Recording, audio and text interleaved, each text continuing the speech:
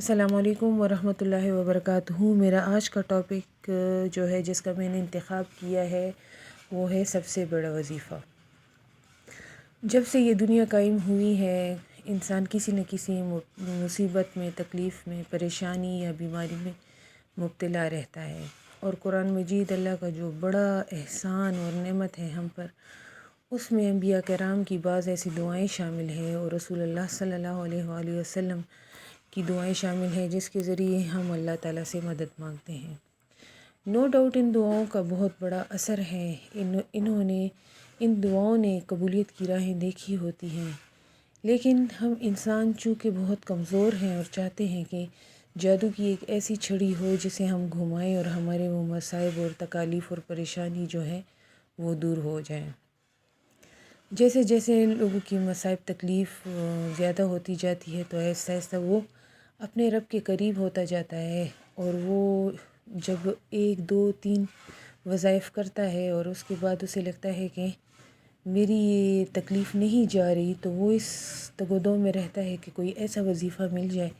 جس کے ذریعے میرا یہ کام جلد از جلد ہو جائے۔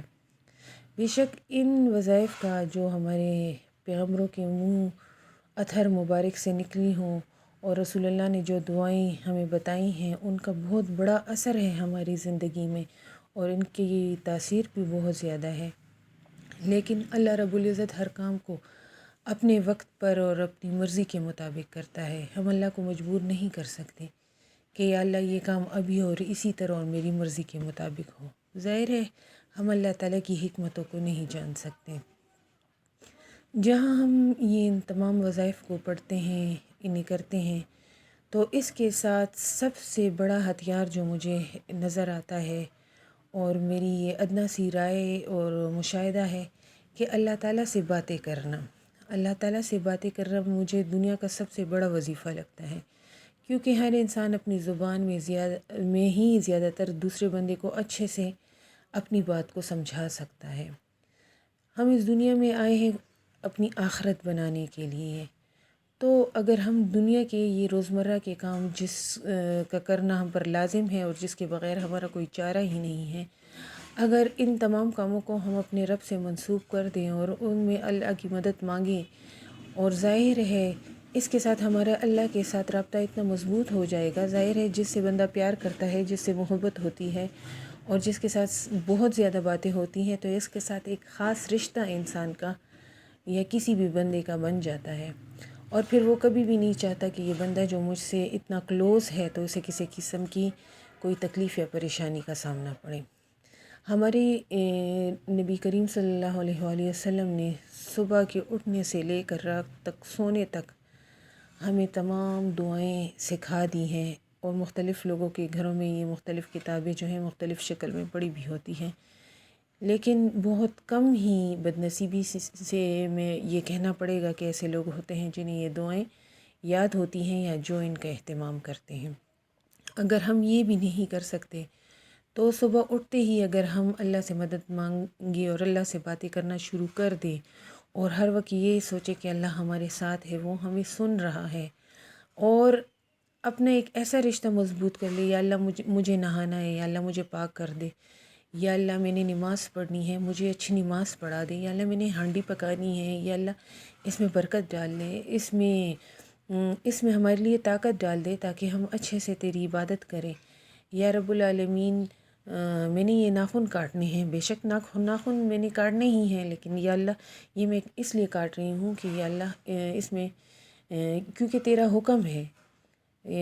کہ یہ ناخن میرے کٹے رہیں۔ یا رب العالمین میں نے یہ کام کرنا ہے، اس کام میں میری مدد فرما، اس میں میرے لیے آسانی فرما۔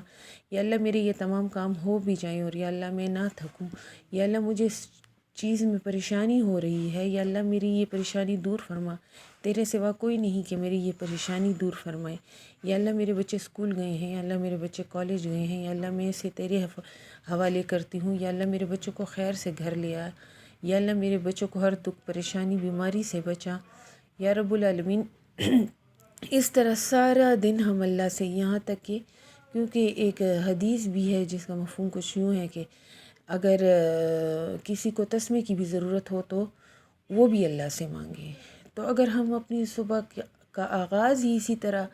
اللہ سے باتیں کرتے کرتے کرے، اور اپنے سونے تک ہم اللہ تعالیٰ سے یہی ربط برقرار رکھیں، اور جو لقمہ ہم کھائیں اس میں اللہ کو یاد کرے، اللہ کا شکر ادا کرے، یا اللہ تیرا شکر ہے،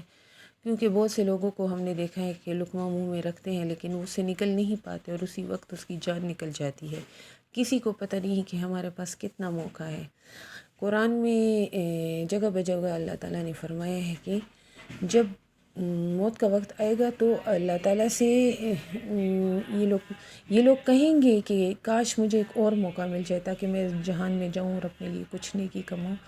تو یہی اگر ہم اس دنیا میں یہی سوچیں کہ یہی وہ موقع ہے جس میں میں نے اپنے لیے کچھ کرنا ہے، تو یقین مانیں یہ ہمارے نجات کا بہت بڑا ذریعہ ہے۔ تو اگر ہم اپنی تمام پریشانیاں اللہ کو بتائیں، اور آپ یقین کریں اگر ہم سے کوئی غلطی یا کوئی عیب، اور ظاہر ہے عیب ہمیں بے شمار اور بے انتہا ہے، یہ تو اللہ کی رحمت نے ہمیں ڈھانپا ہوا ہے جو ہمیں کسی کے سامنے بے حیا ہونے نہیں دیتا۔ تو اگر ہم سارا دن اس طرح کے کام کریں تو وہ آہستہ آہستہ نہ صرف یہ ہماری پاکیزگی کا سبب بنے گا، بلکہ تمام جو عیب خامیاں ہوں گی وہ ہمیں نظر آنی شروع ہو جائیں گی، اور ہمیں وہ پوائنٹ آؤٹ ہونا شروع ہو جائیں گی، اور ہم اس پر کام کرنا شروع کریں گے۔ اور اگر خود سے کر بھی نہ سکیں گے تو اللہ سے دعا کریں گے کہ یا اللہ یہ والی خصلت جو ہے، بری خصلت، اسے مجھ سے دور فرما۔ تو مجھے تو پرسنلی سب سے بڑا وظیفہ یہی لگتا ہے کہ نماز قرآن کے بعد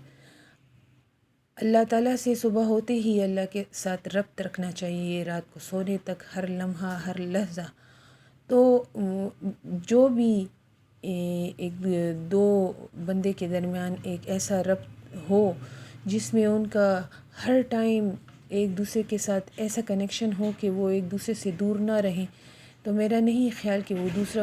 بندہ جو ہوگا یا وہ دوسرا جو ہوگا وہ اس بندے کو کسی بھی پریشانیاں تکلیف سے باہر نہ نکالے گا۔ تو ہمیں سب سے زیادہ ضرورت ہمارے رب کی ہے، ہمارے رب کی مدد کی ہے۔ تو آئیے آج سے ہی یہ وظیفہ اپنائیں، اپنے رب کے ساتھ ربط بنائیں، اس سے مدد مانگیں۔ مجھے یقین ہے اور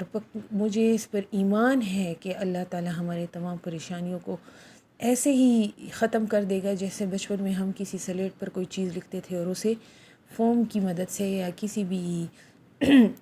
چیز سے اسے مٹا دیتے تھے۔ تو انشاءاللہ اللہ سے امید ہے کہ ہماری وہ تمام پریشانیاں اسی طرح دور ہو جائیں گی اور مٹ جائیں گی۔ وما علینا الا البلاغ۔ السلام علیکم ورحمۃ اللہ وبرکاتہ۔